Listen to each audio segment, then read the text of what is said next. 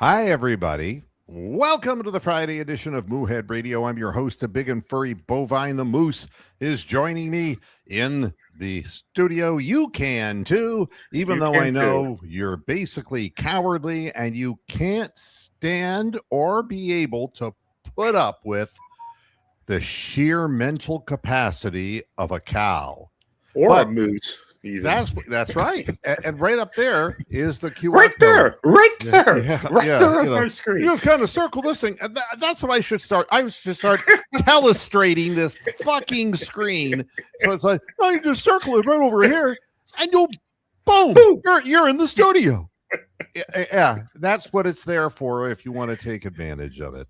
Hello to my goodness, Ron Leftman and Jason and Chubba Wubba Hub and Chubba wubba wubba. and I want to thank everybody who's jumping in, watching the program, of course, not when it's live, and Gemini, you too. But afterwards, the viewership of the program keeps going up. The subscriptions keep going up. And I do appreciate this, especially at the point we're at in Cleveland Browns football. And, I do a year-round program, and I'll be honest, football is the big thing for me. And so, I talk some baseball, and I definitely talk basketball, but there's something about football. Maybe it's just the sheer brain damage and danger of the game. Yes. Oh, boy. I just read a great statistic, Moose. You want to know the truth? Yeah, let's hear the truth. They said of the players who had CTE, who there's like 25%. The study was done all the way back. I want to say, oh gosh, maybe was it in the early 2000s? Yeah, it sounds like 2006 or something. Yeah, and that they said that of the players that had deceased and had their bodies brought in, by grave robbers, Frankenstein.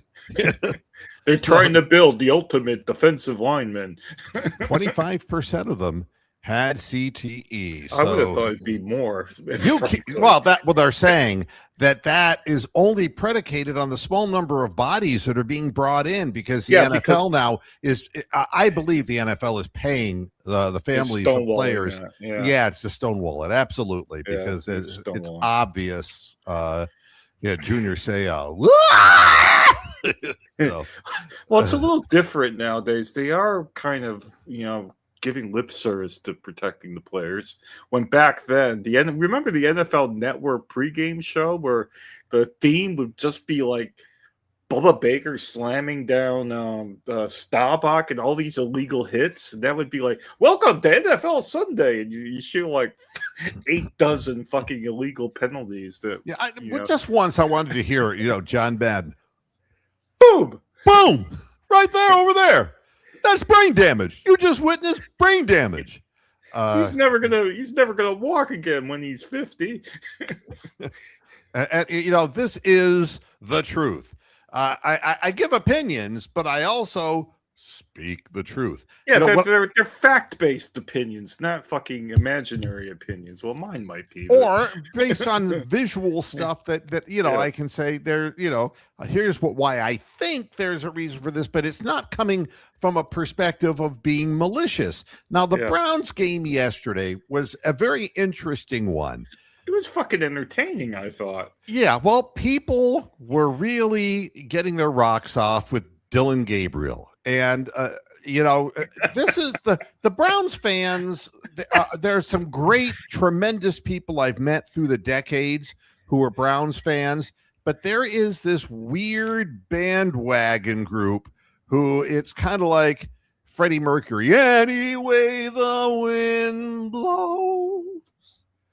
Yeah, except it matters to them because every way the wind blows, they go in that direction. So all they had to do was see Dylan Gabriel have a good game, and it's like, I told you he's better than those two black guys. It's like, wow. I mean, this got to stop. I mean, let's look at this in totality, folks. And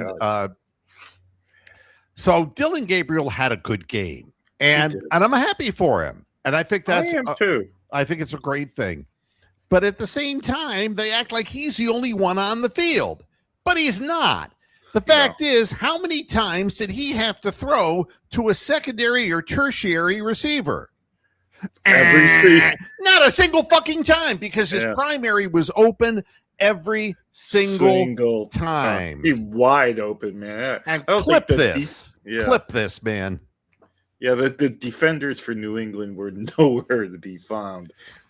Man. So he would drop back. There was no discernible pass rush, and he was looking at the primary receiver, and he threw the ball, and the receivers caught the ball. They were wide open, and the running game, the running backs were getting good yardage and getting good push off the offensive line, but somehow out of everything, every single time, they make it all about the quarterback. All right. Yeah. And if they lose, it's the quarterback's fault. If they win, it's Joe Flacco. Joe Flacco. And it's like, what has Joe Flacco done since he left the Browns? You know what he's done? He's gotten new dentures. Give me a fucking break. It's like there's so much more to this game than just looking at a third string quarterback and going, well, boy, that guy's really got a future in the league. The times that he was under pressure in the previous 2 preseason games, he was scared shitless. He shit his pants. He was. Clip this.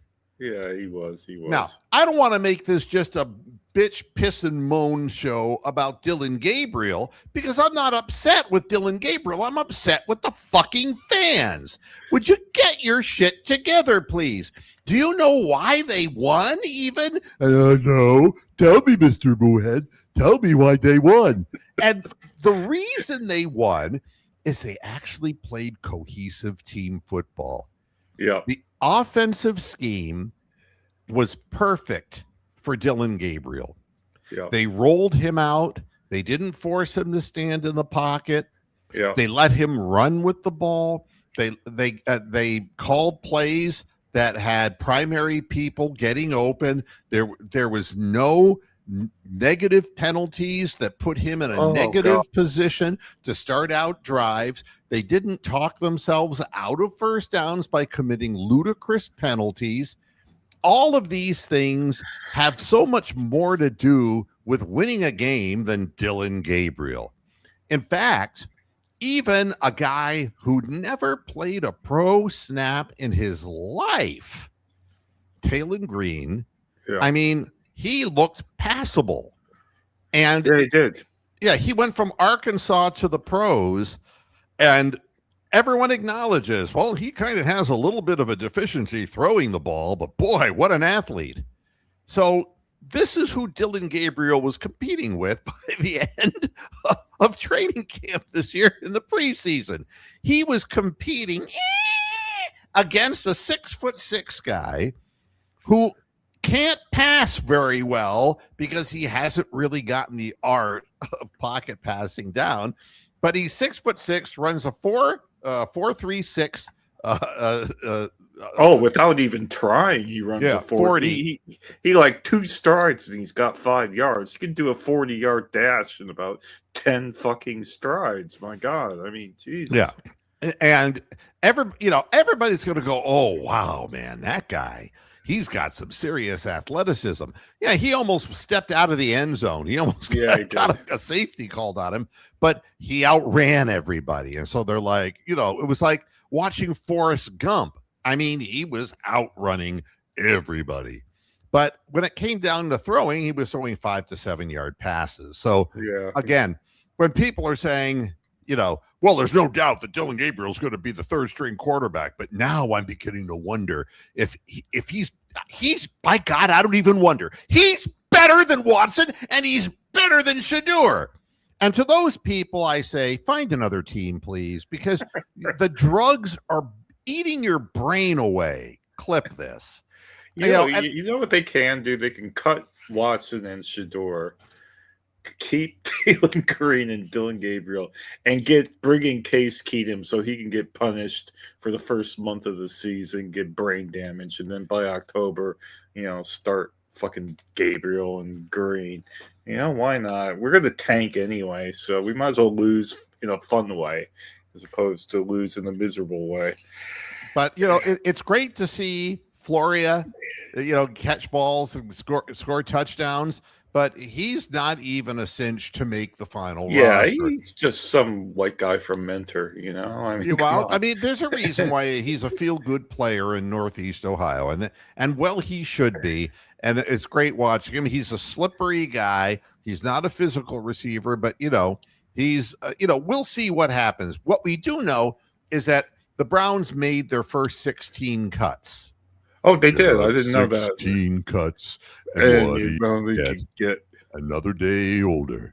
All right, starting with the one we knew, Cedric Tillman. And then Jack Stoll, the tight end. We thought he was a steal, but he was Stoll.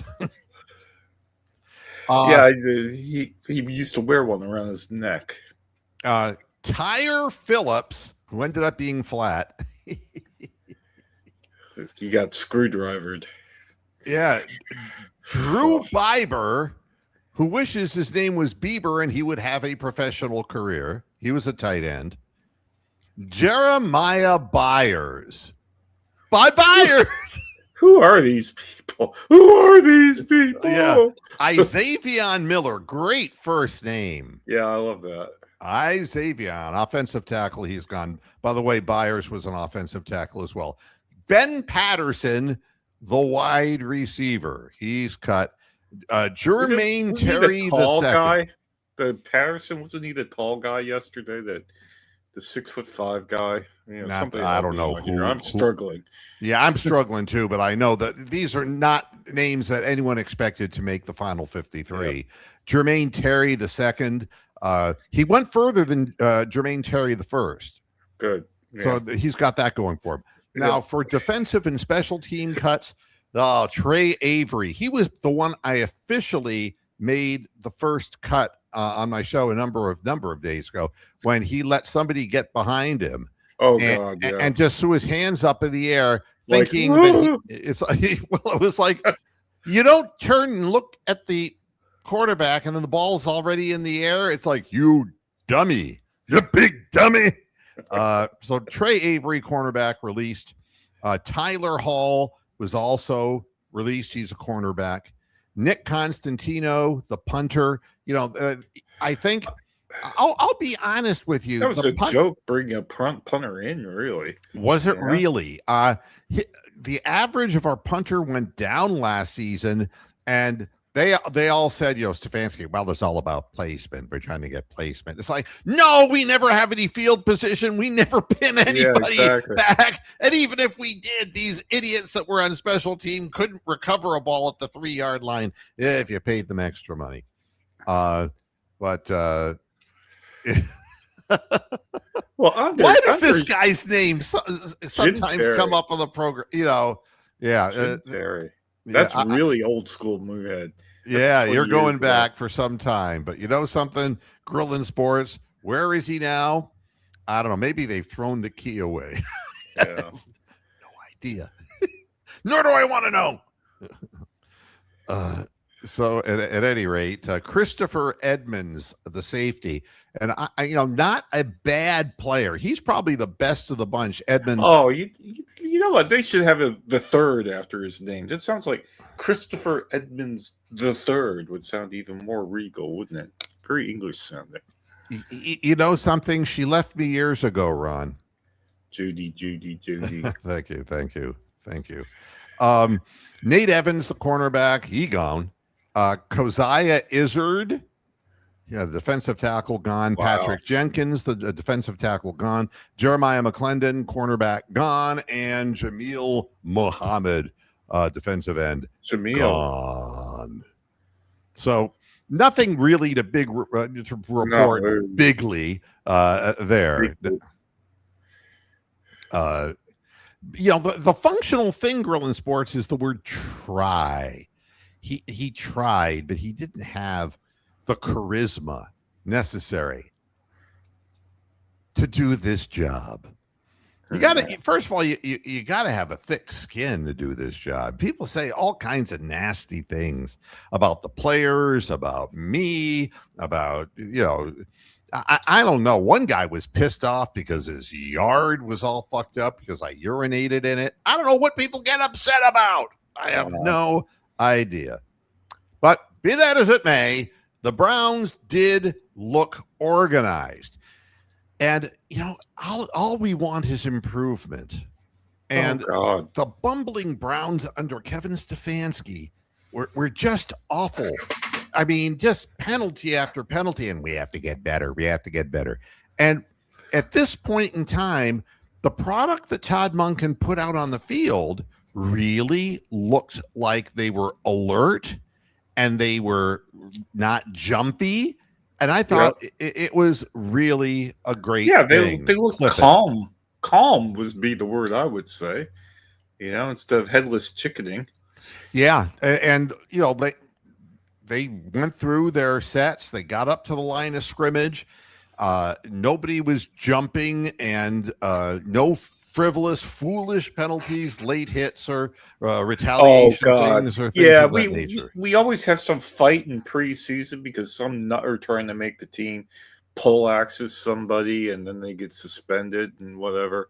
That happens every preseason. Not this time. Actually, the Kurds are better. But Kurds. Better than Way. He's Way Jackson, the revolutionary leader of the Cleveland Browns. People who watch the show for a while, they remember. I used to call Hugh Jackson Way because he was like Che Guevara. He's Way, the revolutionary leader of a failing team, really failing team. But this was nice to watch because we weren't beating ourselves, and there was an opportunity for the players to get out and show that they had been putting in, and these were second and third string guys, and they were running the system smoothly. Yeah. That's my comment about Dylan Gabriel would be that he proved that he understands the offense. Yep. Can we say that? So he's worth keeping around because he actually knows he knows what the offense is. So, if we find somebody more athletic to play and taller and be that as it may, that'd be great. But there's no point in cutting somebody who understands the system. Well, I mean, I never looked at Dylan Gabriel and said that he has an intelligence deficit. All right. Yeah, exactly. I don't think anybody said he's stupid. You could maybe say that about some of the other quarterbacks we've had over the years. He doesn't have arm strength, and he's slow of foot. And they left our guys wide open. Yes, yesterday. He's short, and so he doesn't see over the line well. No. So you really do have to kind of run him out. It's like Tua and like any number of guys, except not as athletic. He's got to be out of the pocket to do his best work. And I think that's all well and good. We're talking about a third string position. And this will tell you what the dilemma that the Cleveland Browns have. Do you keep the guy who could go into the game as a third string quarterback and play? Not necessarily very well, but he could play. Or do you take a chance on a young player out of Arkansas who is extremely athletic, but doesn't give you the pocket passing experience and that the other quarterback, or just the flat out experience of throwing the ball a lot? Well, I think they'll keep all four for the final cut Sunday and then try to weasel some trade out for at least one or two of them. Well, and I'm going to talk about this for a minute because I'm not sure what the best thing to do is. Because one thing we know about the one thing we know about the Browns, they'll fuck it up. The quarterbacks will get hurt, and yeah, that's true too. Yeah, I mean, we get injured quarterbacks by the bushel, and once a month. Yeah, this is what happens, and we have to eventually. We wound up putting DTR into games.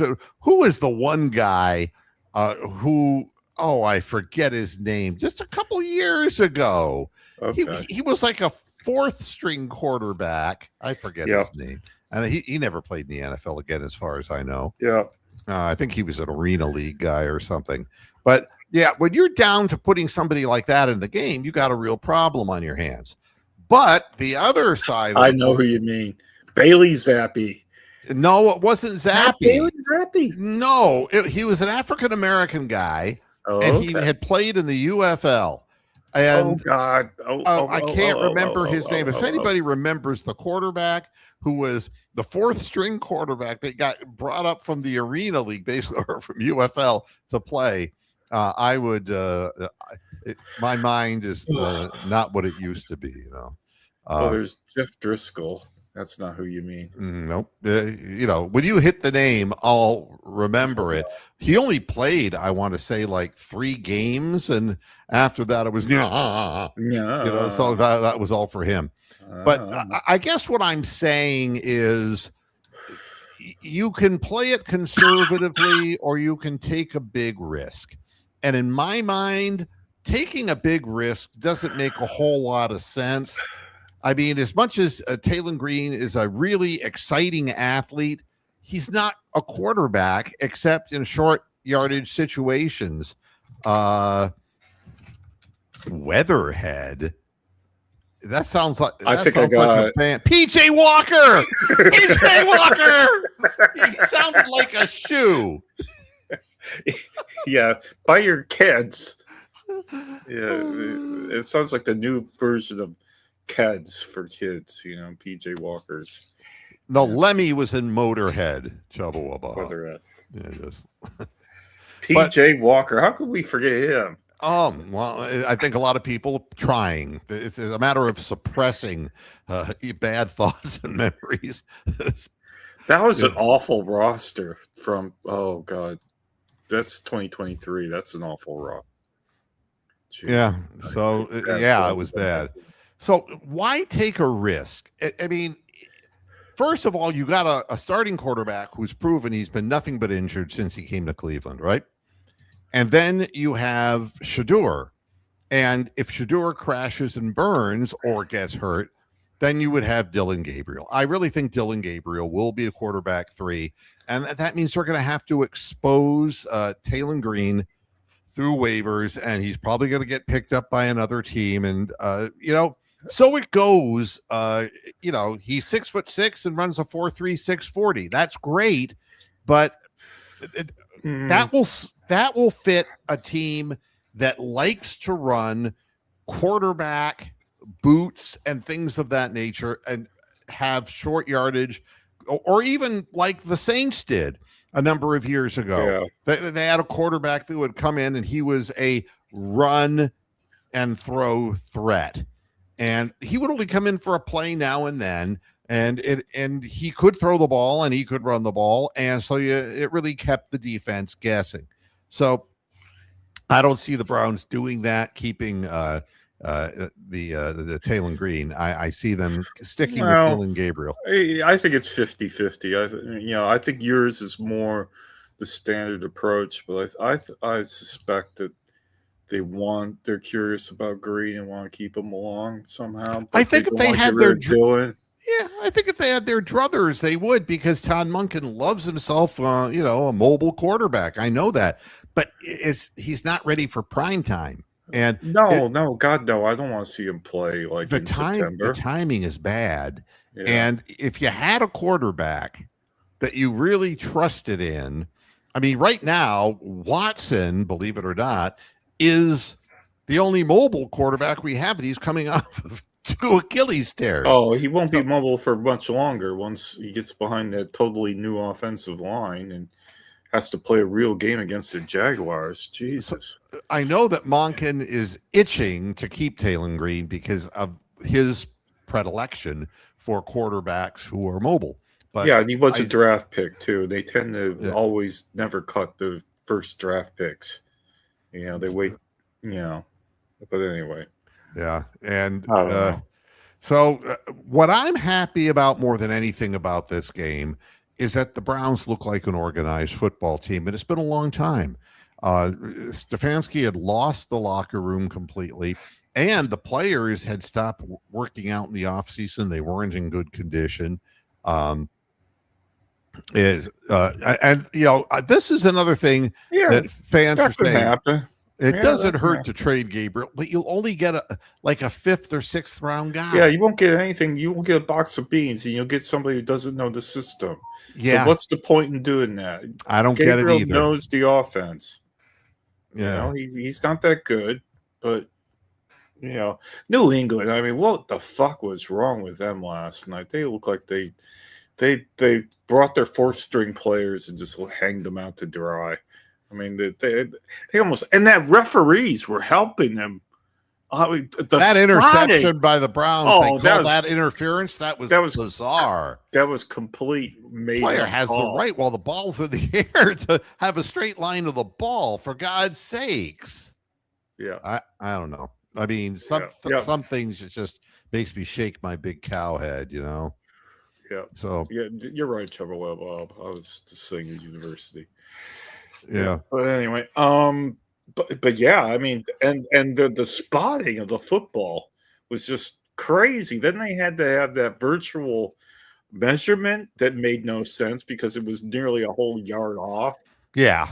I mean, that made no sense. And then there were other calls where we got screwed on them for the measurement. Just preparing the home crowd for what's going to happen. You got to play your way out of this shit, and it starts with good nuts and bolts coaching.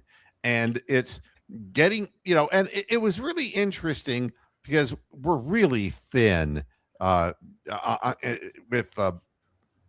our in defense. We're specifically thin in the backfield as far as our pass defense.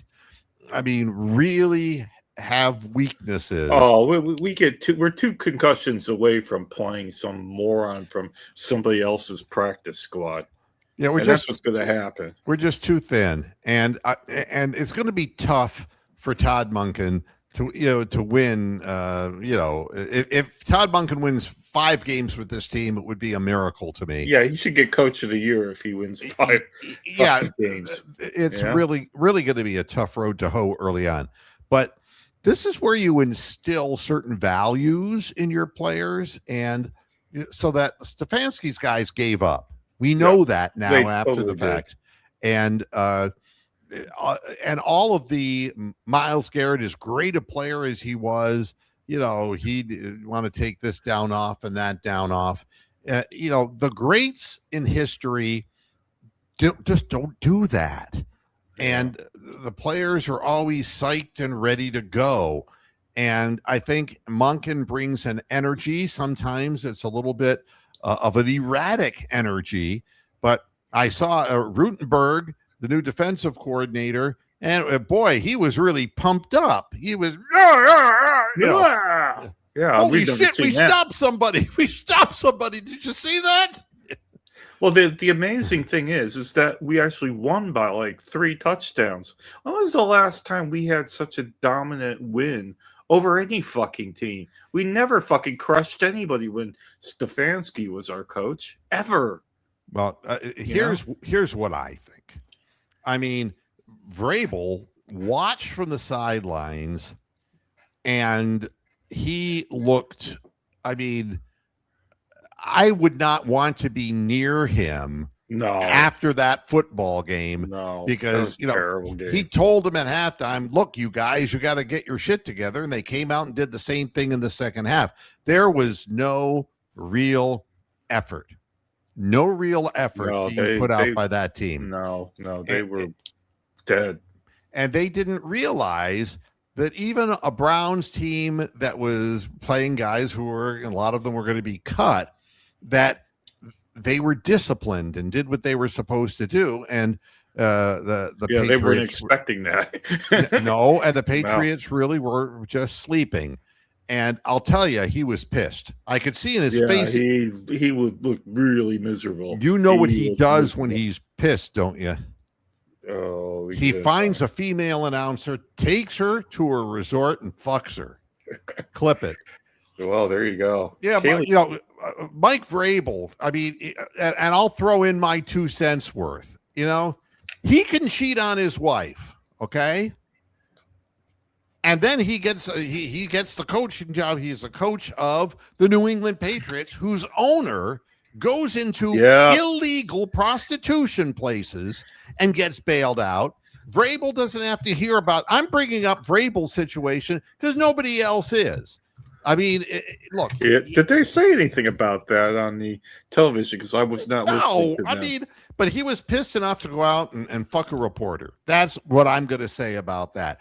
And there's a lot more I have to say about all of the stuff that just gets dumped at the side by the NFL, unless it's certain teams and then or certain organizations. There is too much close affiliation in the NFL with certain franchises. Oh, God, I have felt this way Patriots for years, but I know it now. I'm not going just I'm watching and saying, stop and think for a minute. Deshaun Watson was single. Yeah. And he did some of the dumbest things you could do. And he went out and he found Instagram girls who were basically hookers, but they were working it on Instagram, right? Yep. They got him into the room, got money on the basis that, I'll give you a massage, and wink, wink, nudge, nudge. And showed absolutely not only bad judgment, but he refused to be human about it afterwards. He just was in denial, in essence. So they roasted him, Rich Eisen, and all of them. So I'm going to ask a simple question. Okay. And this is a real simple question. So you have a head coach who was married and had a family. Yeah. And he goes to a resort and claims that it's for another reason. And there's videos of him and her. And it's obvious that they're doing a little kind of different work on the side. He denies it, exactly what Deshaun Watson did. And he gets a little, you got to go see a counselor, and we're going to, we'll let you go for a little while here, and you come back and you make sure you're refreshed, and you go back to your wife, and you go now. And so he's all good. Healed. And praise God. And Deshaun Watson is still hearing about this shit. Now, there is a perfect example of Rich Eisen. I point him out because if I saw him on the street, I'd spit on him. Oh, yeah, he's not one of my favorites. I mean, it's not even it's what he's saying and what the menu that's put in front of him that he's reading off of. It's pathetic. And now I'm going to ask Mr. Most Popular now, Pat McAfee, where in the fuck are you about this? Where do you stand, Pat, besides putting out horrible country albums that, God, I am a karaoke singer and I sing way better than he does. Honest to God. Wow. Honest to fucking God. The guy sucks. But, he's Mr. Big Talker. Well, why don't you do some big talking about craft? Yeah, the Patriots could do no wrong, can they? Jesus. No, because in the end, we know that ESPN and all of these, whether it's Prime Network or whoever, they all are basically owned by the people who own the league. Yep, they are. They absolutely are. And watching the Prime feed last night and Al Michaels. I mean, did you see him when they did the opening shot? They had this sport coat draped over him with his big gut hanging out. Didn't even fit him. Yeah. They should have moved the camera in tighter because he's putting on weight, and then he's got like 3 of his shirt buttons undone. You can see his chest hairs, which is all right for you, Mr. Red. But I mean, we don't want to see Al Michaels' chest hairs. No, but I mean, it was so stupid. It's like what? And then later they took the jacket off him because they saw how stupid it looked. But it's like, I don't know. He's the amazing expanding man. Well, Do you believe in obesity? Yes. Well, I have a question for you. Mhm. Who uses more hair dye, Rick Manning or Al Michaels? Because it's gone to their head, man. It's made them both crazy. They're both like 80 years At old. least Rick Manning got laid a lot in his prime. I cannot imagine a woman blowing Al Michaels. He's saying, yes, yes. Do you believe I'm coming? No, I don't believe in miracles. Oh, is it supposed to look like that? Well, but they immediately start right in on the Deshaun Watson thing and on the Shador thing. And now I'm going to talk about Bruce Drennan. All right. And we love you. I love you. And look, Bruce and I got to know one another when we were on DSN. This is so long ago. 2011. Digital Sports Network. That was part of a plain dealer thing, and they didn't know any better, and they hired Mr. Moohead. Yeah, Cleveland.com. Boy, did they make a mistake. Boy, huge mistake. Huge mistake. That was a big swing and miss if I ever heard one. But it was fun. And so Bruce was there, and this was before Bruce was really hireable because you just come out of prison.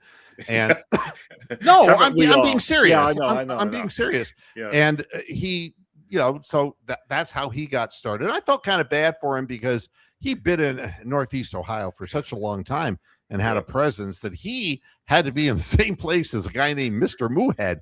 That's humiliating. That's, really humiliating. But so he and I spoke on a number of times just about the business that we were in. And, he and I get along real well. But what he said, and he's on one of these Big Play, I believe. Sounds like a porn site. Big Play. With Kaz Tadano. Your host, Kaz Tadano. Take a bath with Kaz. So I'm just watching a clip of him, and and I'm going to do exactly what he said. I was watching that interview. I was watching Shador's interview after he was out of the game, and he sounded like a big goof. A big goof. Wow. And something? If Joe Tate were alive, he'd go, now you know how I feel, Bruce, and how I felt back then. Ducks on the pond, Bruce. But a big goof. He sounds like a big goof. And, I'm like, how is that an assessment? And I would be the first one to say. Yeah, we talk shit all the time, but this is a free. This doesn't matter. You're not getting paid. I'm certainly not. So, yeah. Yeah, it's. And it was disappointing to me because, yes, he could use a public relations person. And it would probably be smart if he does end up going anywhere and becoming a successful football player, that he be able to, verbalize things. Yeah, he just needs some management away from his dad to, tell some truth to him, probably. But I want to ask Bruce something. This is just between you and me, Bruce, and however many thousands of people will hear this. Hundreds. Dozens. What are multiples of 4?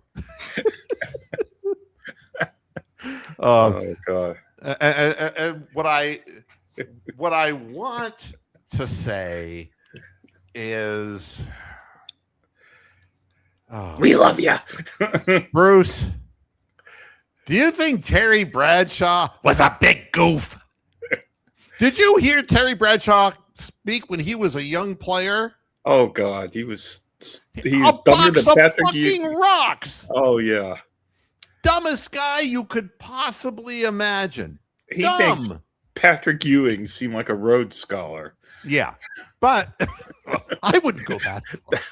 That is extreme, isn't it? I was saving that one too. Ewing can't spell. Ewing can't spell. Do you remember that chant? Yeah. Ewing can't read. Can't read. Yeah. That's what it was. Villanova. Read. I think it was Villanova fans, wasn't it? Yeah. Yeah, Yeah. really unfortunate. But Yeah, Georgetown was known for its academics until Yeah. they got Patrick Ewing. he got around. But I can't. How do you be in sports broadcasting for such a long time, Bruce? This is just between you and me. How could you be doing this for such a long time and have such a narrow perspective? Isn't it you're old and you're cranky and you just wanted to say something that would make somebody jump out of their skin? But you know something? Terry Bradshaw was horrible in his first year because the Steelers had lousy players. The Steelers were a lousy franchise back then. They Oh sucked. God, they were horrible. But the ownership got themselves together, and so they got a strong-armed guy in Terry Bradshaw, and then they got the receivers who would really round out the team in a big, bad kind of way. And then they got the running backs, Franco And the Harris, offensive and they got Rocky line, Dwyer, and yeah. Mean Joe Green, and all of the whole cast of characters. And he was suddenly great. Yeah. No quarterback can be great with a lousy team around him, Bruce. I mean, just us two guys. We can be honest with one another. It bothers me when they immediately go after. It would be like if he had a speech impediment, Right. You sound like Corky. I mean, what? How is that sports commentary? And what's important is, can you read the field? Do you have an ability to look at a playbook, see the play, envision the play, and then when you're on the field, be able to just pick out receivers and do reads real quickly and efficiently? And that's a completely different skill than public speaking. Yeah. I mean, I can do these shows that I do off the top of my head, but if you put me on a football field, I wouldn't know what I was looking at. Yeah, I'd be dead. Yeah. So, it is what it is, man. And that sums it up with Bradshaw. I mean, and there have been lots of quarterbacks who you would say, there have been so many quarterbacks. The quarterbacks in the 70s were either really high academic guys or they were really, really, really, really dumb jocks.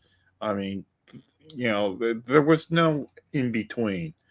Yeah, they were really stupid and good, or they were really smart and made up for their lack of athleticism. That's the one. Jefferson Street Joe Gillum. Yeah. Yeah, he was a great one. Yeah. I mean, it's or who was the quarterback the African American quarterback who was in Pittsburgh that they booed out of town because they said he was gay?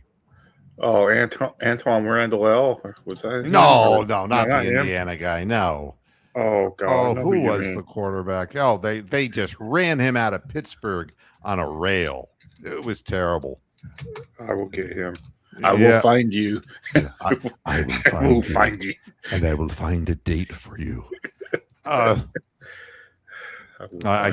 can still. Oh God, yeah. His last name Stewart? Cordell Stewart. Yeah. Cordell Stewart. Oh yeah. Hey, that's what the people is like. I'm going to go swimming in the Monongahela. Hey, they turned him, and there was no evidence that I ever heard of that he was gay. But the Pittsburgh fans picked up on it and ran with it. They hated him so much. This is stupidity. Look, we want somebody who can do the job. And if I thought that Dylan Gabriel could do the job, I'd tell you that. But with pressure on him, he'll crumble. He will. You're absolutely right. Look at this string of awful quarterbacks that Pittsburgh had for nearly 16, 17 years. Mark Malone, Bubby Brister, Neil O'Donnell, Cordell Stewart, with a sprinkling of Tommy Maddox and Cliff Stout and Mike Tomczak. That's an awful run of quarterbacks. Yeah. In between Bradshaw. I thought they had Rosie O'Donnell. They might have done. But that was all the way from like 1984 to like 2004. That was like nearly 20 years of bullshit. So there's hope for the Browns, hope. Cliff Stout. Hey. Hey. Yeah. Oh, yeah. He's a little teapot. Yeah. Short and Stout. yeah. There was his handle and there was his spout. Here's how your eyes can deceive you. Okay. And Okay. here's my analytics lesson of the day from Mr. Moohead to you. Mr. Moohead's lesson of the day. Dylan Gabriel got 32 snaps in the game, right? He did. And Taylon Green got 30. Yeah. So it was an even split. Both guys were no one was playing with starters or anything like that. They're playing with guys who are going to get cut in the next few days or have already been cut. But they have the statistics of how well they played, okay? The PFF grades. Yeah. All right. What do you think Dylan Gabriel's PFF number was? Is it from 0 to 100?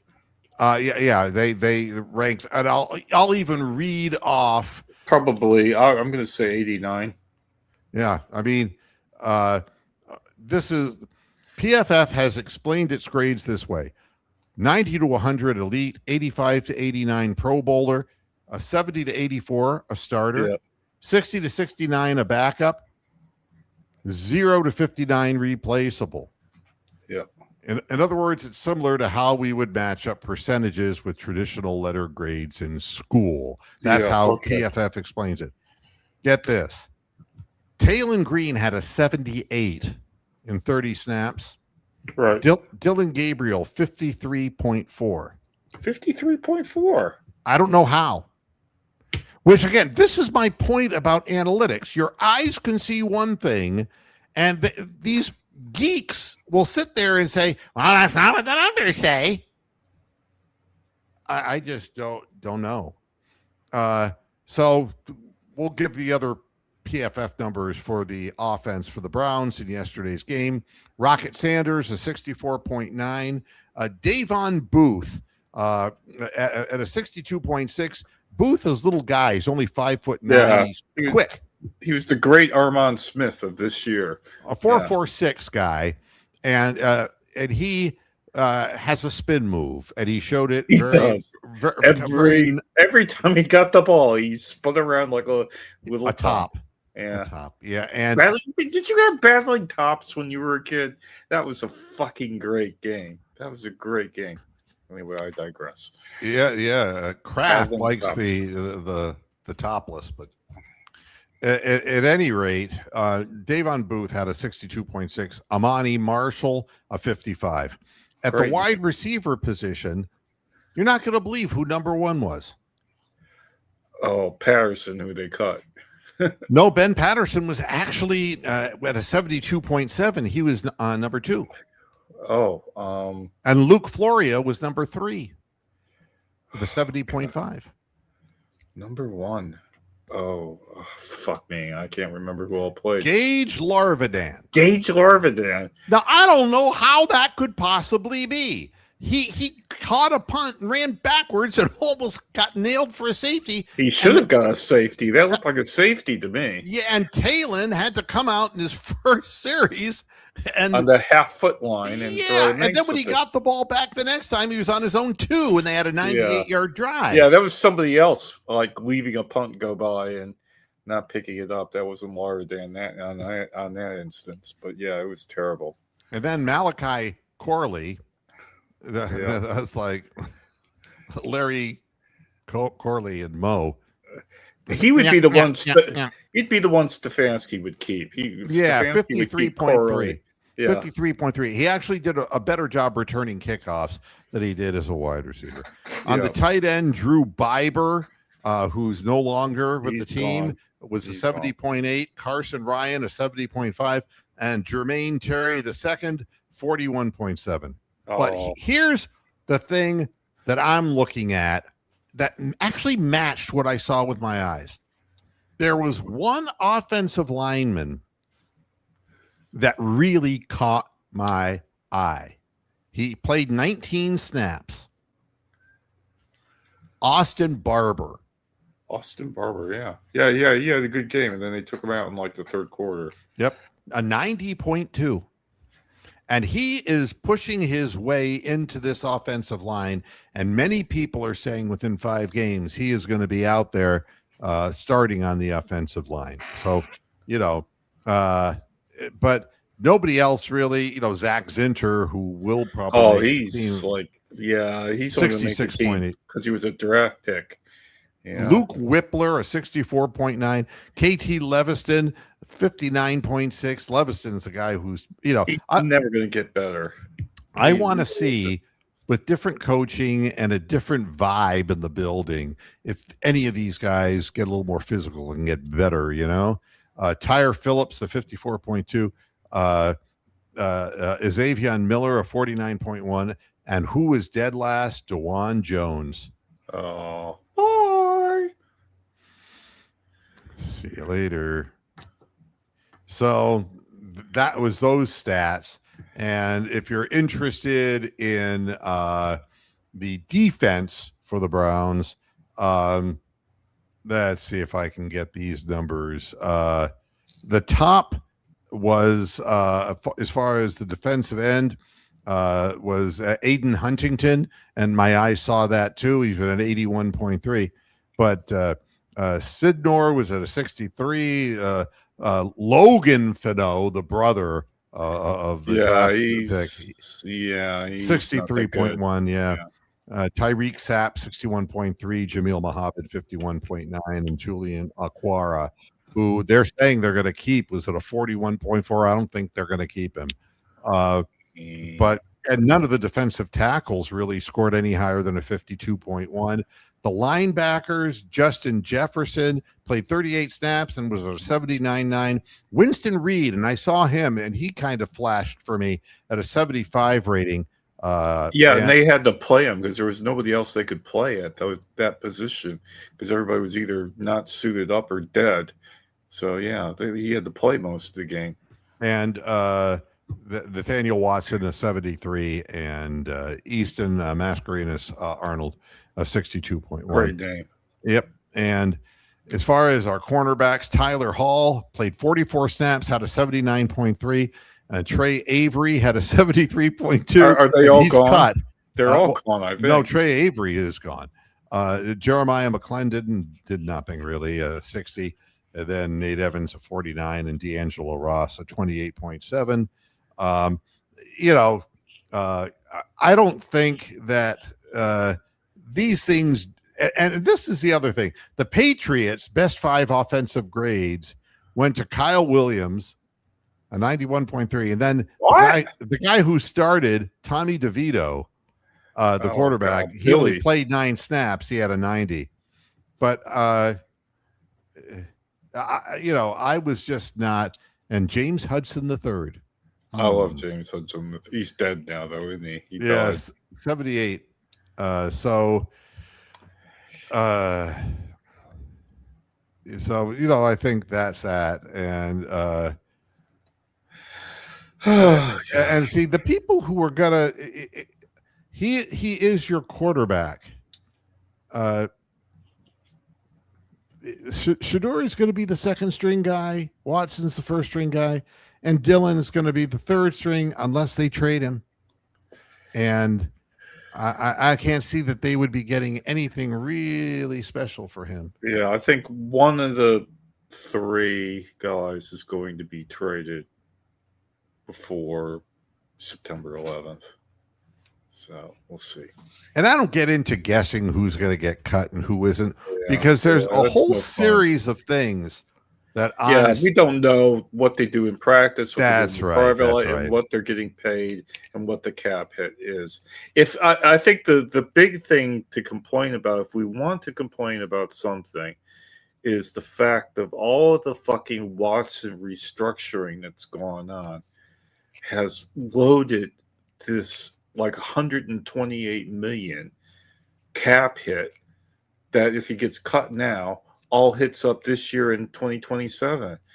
And if he stays on the roster, it gets spread out over 3 or 4 years. And they should have just ate some of the money when those years that have already gone by, instead of like deferring it, pushing the can down the road, and they've just made that situation worse. They've made it so that he's uncuttable, and that's just not good financial management.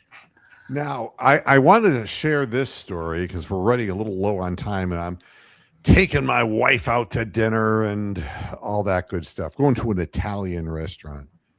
Billy Joel, her, and me. Yeah. Brenda and Eddie coming? Or are they going to be at the other table? Yeah, Brenda and Eddie. A popular steady. We're still going steady, yeah. Yeah. In the summer of 65. Thank you.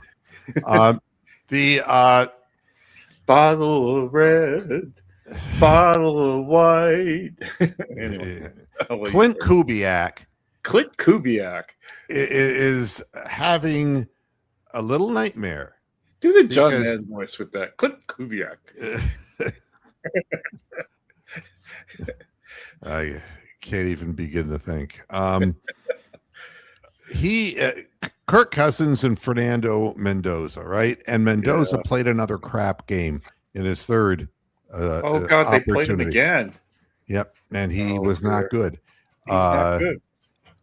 Here's the quote from Kubiak. I still don't think we need to name anybody after they lost 18-12. We have a lot to talk about at a lot of positions. Everybody knows that Cousins is going to start because Mendoza at this point can't play. He doesn't know what he's doing, you know. And I thought it was interesting. He entered the game with 56 seconds left in the first quarter. On his second play, he threw an interception. All right. The ball bounced off the receiver's hands. Kubiak said that the receiver should have made the catch, which means we're not going to blame our number one overall pick. It would be heretical. Mendoza then had a second interception. He just completed 7 of 14 passes for 57 yards. And he's playing against fuckheads in the fourth string. Passer rating of 31. Oh. He was under duress quite a bit. I'd rather have Dylan Gabriel at this point. The 49ers sacked him twice and pressured him 6 times. Ooh. So Mendoza said he believes he's a much better player from the start of training camp to now. Here's his quote from Kubiak. He needs another 3 preseason games. Oh, if it were that simple, Clint. All those rookies do, and now that's the season starting. The practice reps get smaller, and that's just life. We got to keep developing them. And, man, if you're talking about a long-term developmental thing for the guy you picked number 1 overall. Yeah, I mean, then you're browsing. Yeah, exactly. The thing about Mayfield is that he was pretty much ready to go out of the box. I mean, by the third game of the season, he was in there and he beat the Jets and broke that long losing streak that we had. So, yeah, Mendoza's not that guy. But well, anyway, here's what I can tell you. McCarthy in Pittsburgh's having the same problem, but in a different respect. Mike McCarthy has walked into a very difficult situation in Pittsburgh. Yeah. They lost 28-27 to the Bills. Asked if he believed all 4 quarterbacks had earned a roster spot, McCarthy said, yeah, that's a very accurate evaluation. I feel good about the quarterback room. I've been saying it for quite some time, and they've showed it on the field. We got 2 veterans that we can win with, and we got 2 young guys that we're excited about in the future. Well, what he's got is Will Aaron Howard. Rodgers, all right, whose future is in jeopardy. Yep. Thank you. I saw what you did there, and I'm not going to acknowledge it. Thank you. And backup of all backups of all time, racist Mason Rudolph. Yeah. But he's also really high on second-year quarterback Will Howard. Will Howard's can't say anything bad about him. He's Ohio State. Yeah, he's not good. He sucks. He sucks. And rookie Drew Aller, who after the first preseason game, everyone's like, see the Steelers, they've got their next Terry Bradshaw. You know, it's like he's Kenny Pickett waiting to happen. That's a horrible room.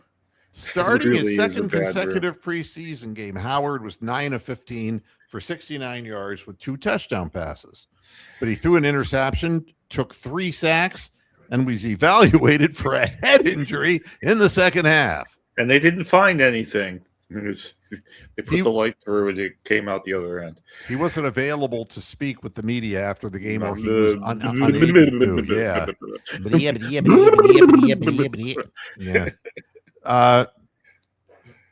Aller replaced Howard at halftime, and he was 9 of 18 for 88 yards with no touchdowns, no interceptions, and no real reason for being on the field. But he wasn't sacked. Yeah. Well, the Bills actually have a decent practice squad. We found that out. So, yeah, it's no wonder. But they were playing the dregs of what they have in this last game, just like everybody does. Yeah, nobody wants a real big-time player to get hurt and something like that. So that's basically what I have for you today.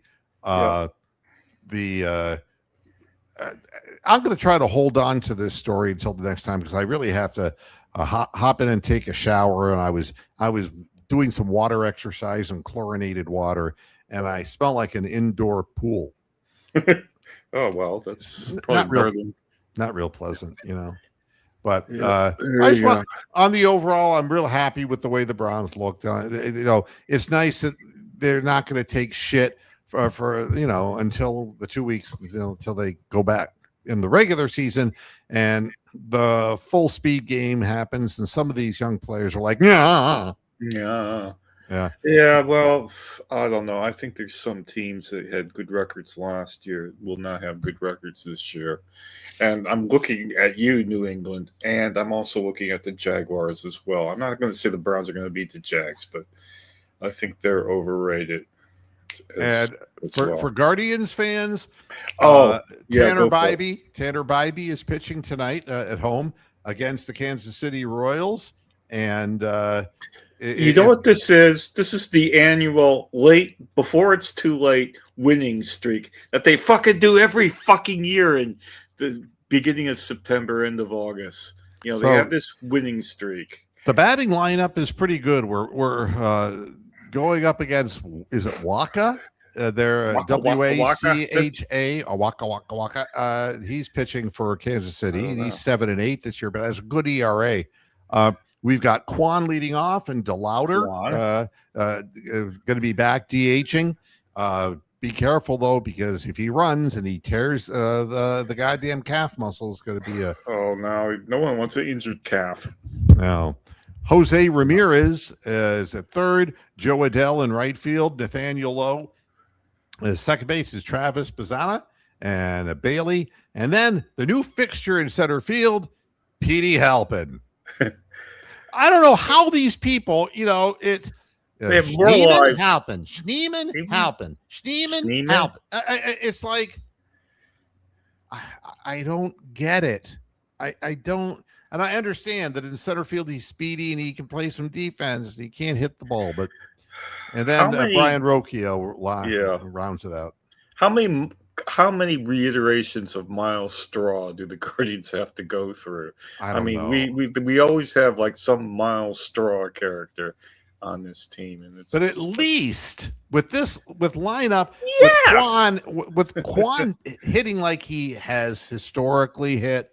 Yeah. And DeLauder, if he can stay healthy, for God's sakes, the ball jumps off his bat.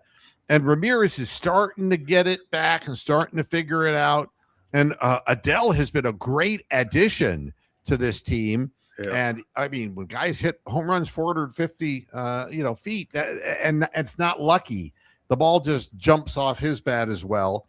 He does strike out, but he's a legit 30 home run guy. And if we can re-sign him, that would be a smart thing to do. Nathaniel Lowe, who looks like he's got the dad body going for him, but Nathaniel Lowe is driving in runs. He's hitting about a 265 and just doing his thing, not fancy, but does his job. Bazzana's got some learning to do. Bailey is not as great a defensive catcher as he was advertised to be. And then you have Petey and Rocchio, but at least I feel that this lineup can score some runs. You know, it's being proven. You know, Well, it is that time of year when they put together some unfathomable win streak. So I'm but you not know, sucked in.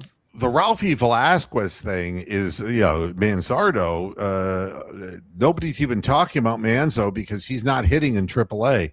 Ralphie is ripping the cover off the ball in AAA as he did in Oh, wow. AA, and he's got real power. But it's all about, with these cheap owners, it's about control of the player and this and that. Yeah. And I don't know what they're thinking. There's going to be a walkout. They're not going to be playing games next year over this salary cap Not thing. at all. And Not at all. a player like Ralphie Velasquez isn't going to be able to cash in like some of the guys in the last several years who are making these insane amounts of money annually and these long-term contracts. It isn't going to happen anymore. So, what's it hurt to bring a guy up and there's control? And that's what it's about for these fuckers who own sports franchises. Control. Yeah, well, control. September's coming. They'll bring up some of these fuckers and they'll propel the team somehow into some miracle playoff. Up. They said they're not going to do it. They're not going to do it, huh? No, because it might actually help the team. Might help the team, yeah. Well, at any rate, thanks everybody for tuning into this edition of Moohead Radio. And as we move into the weekend, I will be just hanging out and inspiring people on Twitter. And I'll put together little clips of this show along with the show in its totality. And you can hurl all kinds of comments at me because I love the attention, because I'm just an old fat guy. I'm an old fat guy. And you know something? The important thing is, if you can tell the truth about yourself, then people will know that you're truthful. You know, if I tried to, do you notice that the camera doesn't show me below here? There's a damn good reason for it. Yeah, we don't want to see your man. You don't need to see that. No. Not like Al Michaels, No, man boobs. No. God, you know what? There was an imprint that said Michelin on his midsection. Goodness gracious. Yeah, but he's still alive. How old? He's got to be 80 something. Yeah, he's about 80 years old. Yep. He's got to be 80. He and his wife have been together, they said, for 62 years. 60 years. 60? 2 or whatever, 60, whatever. Well, that's when they got married. Yeah, Wow. And she's still hot. What? She still looked like Mary Tyler Moore. Yeah. Damn. Yes, but in the day, boy, no, I'm not going to say anything about Mrs. Michaels. That would just be inappropriate. But like a Hoover. Wow. I know. I'm getting out of here. Bronk, thanks again. Thanks everybody for the support. And I will be back for Cut Down Day. We'll be Monday. We'll be back. Until then, we may have less quarterbacks by then. Who knows? Hasta la vista, Pastor Heads. Good night. Have a good weekend. Boo.